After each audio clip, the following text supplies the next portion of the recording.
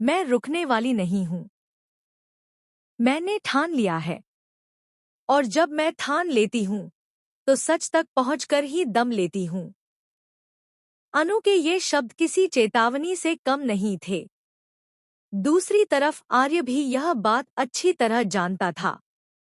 उसे पता था कि अगर अनु किसी सच्चाई के पीछे पड़ गई है तो वह उसे सामने लाकर ही रहेगी।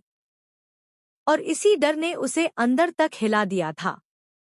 उसने मन ही मन ठान लिया था कि चाहे कुछ भी करना पड़े, वह अनु को उस सच तक पहुंचने नहीं देगा जो उसके अतीत को उजागर कर सकता है।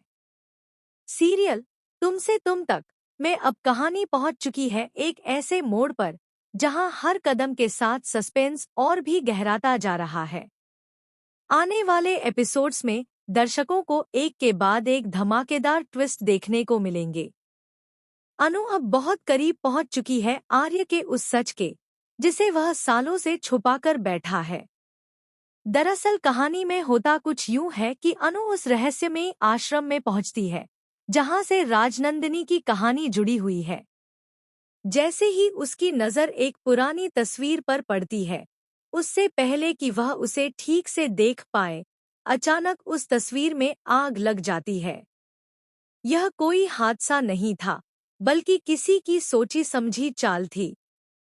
वहां मौजूद लोग अनु को जबरदस्ती बाहर निकालने की कोशिश करते हैं, लेकिन अजीब बात यह होती है कि अनु वहीं खड़ी रह जाती है, जैसे किसी अदृश्य शक्ति ने उसे जकड़ लिया हो।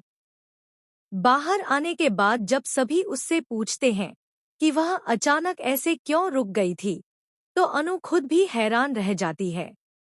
वह कहती है, मुझे नहीं पता मैं कहाँ खो गई थी। कुछ पल के लिए ऐसा लगा जैसे मैं वहां पहले भी आ चुकी हूँ। उसी वक्त वहां एक रहस्यमयी महिला सामने आती है और अनु से कहती है कि वह उसकी मदद कर सकती है।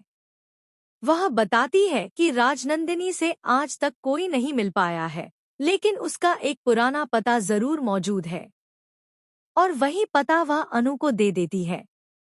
इसके बाद अनु बिना समय गंवाए सीधे घर पहुंचती है और सिमन से कहती है कि उसे उस एड्रेस पर साथ चलना है।